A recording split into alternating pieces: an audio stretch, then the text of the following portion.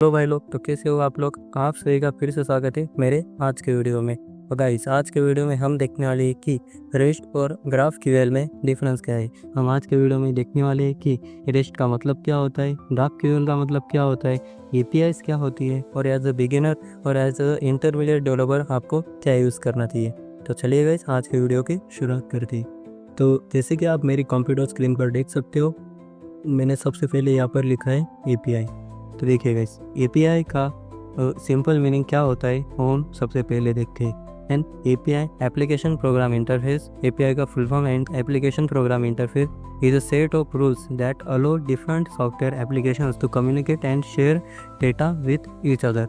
देखो, simple meaning में इसका एपीआई का आपको ये बताता हूँ कि एपीआई एक सिंपली ऐसा कुछ थिंग होता है या ऐसा कुछ होता है, आप सिंपल समझ लो, ऐसा कुछ ब्लॉक ऑफ कोड होता है एपीआई, जिसकी मदद से आप मतलब डिफरेंट प्रकार के एप्लीकेशन सॉफ्टवेयर या आप डिफरेंट प्रकार के सर्वर्स में से डेटा फेच कर सकते हो, डेटा मॉडिफाई कर सकते हो या डेटा में कोई भी प्रकार के ऑपरेशंस कर सकते हो।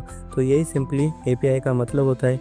तो आज के वीडियो में हमने रेस्ट एपीआई और ग्राफ क्यूएल को हम देखने वाले हैं। तो चलिए, सबसे पहले हम रेस्ट से शुरुआत करते हैं। अभी देखिए, यहाँ पे आप जैसे कि देख सकते हो, रेस्ट का फुल फॉर्म क्या होता है।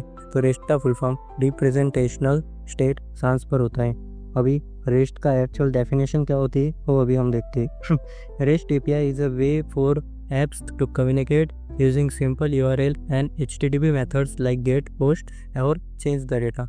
अभी देखो, यहाँ पे हमें दिया है यूआरएल्स क्या होता है। तो देखिए, जैसे कि आप ऊपर देख सकते हो, यहाँ पे मैंने इस पर क्लिक किया, ये जो हाईलाइट हुई चीज़ आपको दिख रही है, इसे हम यूआरएल कहते हैं। अभी देखिए, और HTTP क्या होता है। अभी देखिए, इसी URL में जिसकी शुरुआत जहाँ से हुई है उसी को हम HTTP कहते हैं। तो इसी URL का यूज़ कर रेस्ट एपीआई अपना मतलब जो भी काम है वो प्रोसीड करती है। इसके लिए एक गेट, पोस्ट ऐसे मेथड्स का यूज़ करते हैं। और भी दो मेथड आते हैं जैसे कि पुट और डिलीट, ऐसे मेथड्स का यूज़ करता है। तो चेंज और एक्सेस देता। अभी डेटा को एक्सेस कैसे करता है, तो यहाँ पर जब हम क्लिक करेंगे और हमने एक स्लैश लगाएंगे और सपोज हमने होम दिया यहाँ पर। अभी देखिए, इसका यूआरएल मेरे को पता नहीं, इस पर होम पर क्या आएगा होम मेरे को पता नहीं है। पर अगर आप खुद की वेबसाइट बनाओगे, उसमें अगर आप कुछ रेस्ट एपीआई को अगर आपने इंटीग्रेट किया होगा, तो स्लैश होम पर अगर आपने होम पेज अगर दिया होगा, तो स्लैश होम ऐसा करने से आप उसको होम पेज को एक्सेस कर सकते हो। यही होता है सिंपली रेस्ट एपीआई। आप उसको एक्सेस कर सकते हो, उसमें चेंजेस कर सकते हो और वो सब कर सकते हो। अभी देखिए, यहाँ पे ग्राफ क्यूएल क्या होता है। तो देखिए, graph QL is a query language. QL का मतलब query language, okay. Develop by Facebook, ये फेसबुक के द्वारा डेवलप किया है। Your users can specify which data it require. यहाँ पर यूज़र स्पेसिफिकली डेटा मंगवा सकते हैं। अभी इसका मतलब क्या होता है हम आगे देखेंगे। अभी देखिए, यहाँ पर हमें डिफरेंसेस देखने को मिल जाते हैं कि रेस्ट एपीआई और ग्राफ क्यूएल में डिफरेंस क्या होता है। तो देखिए, सबसे पहला डिफरेंस जो हमारे सामने आ जाता है वो है डेटा फेचिंग। रेस्ट में मल्टीपल एंड पॉइंट होते हैं, जबकि ग्राफ क्यूएल में एक ही एंड पॉइंट से मल्टीपल डेटा फेच कर सकते हैं। देखिए, जैसे कि मैंने अभी ऊपर हाईलाइट किए हुए यूआरएल में देखिए, जैसे कि यहाँ पे स्लैश होम कर हम सपोज होम में हमने हमारा होम पेज को इंटीग्रेट किया है, तो स्लैश होम कर हम होम पेज को मंगा सकते हैं। यहाँ पर स्लैश अपलोड कर कोई अपलोड करके हमने पेज बनाया होगा, कुछ अपलोड करके पेज को मंगा सकते हैं। ये हो गया रेस्ट एपीआई। इसमें हमें डिफरेंट एंड पॉइंट्स है, अपलोड है, होम है, सब एंड पॉइंट्स हो गए। ये डिफरेंट एंड पॉइंट्स को हम यूज़ करेंगे और हम अपना कोई भी पेज को मंगा सकते हैं। पर अगर ग्राफ क्यूएल में अगर हम आ जाए, तो वहाँ पर सिर्फ एक ही एंड पॉइंट होता है, जो कि है ग्राफ क्यूएल। अभी यही एंड पॉइंट को मेंशन कर उसमें थोड़े चेंजेस, उसमें कोड ब्लॉक में चेंजेस कर हम पर्टिकुलर थिंग्स को मंगा सकते हैं। जैसे कि हमें होम पेज चाहिए होगा, होम पेज को मंगा सकते हैं। होम पेज के कुछ स्पेसिफिक डेटा को हम मंगा सकते हैं। तो ऐसा सब हम ग्राफ क्यूएल की मदद से कर सकते हैं। तो चलिए गाइस, आगे बढ़ते हैं। यहाँ पे देखो, अगला हमारे पास जो डिफरेंस आ जाता है वो है फ्लेक्सिबिलिटी। रेस्ट में फिक्स्ड रिस्पॉन्स होते हैं, जबकि ग्राफ क्यूएल में क्लाइंट स्पेसिफिक करता है कि क्या चाहिए। अभी देखते हैं, जैसे कि हमने यहाँ पर होम पेज दिया था, तो जब हम होम पेज करेंगे तो हमें रेस्ट में पूरा होम पेज रेंडर हो जाएगा, पूरा का पूरा होम पेज हमें देखने को मिल जाएगा।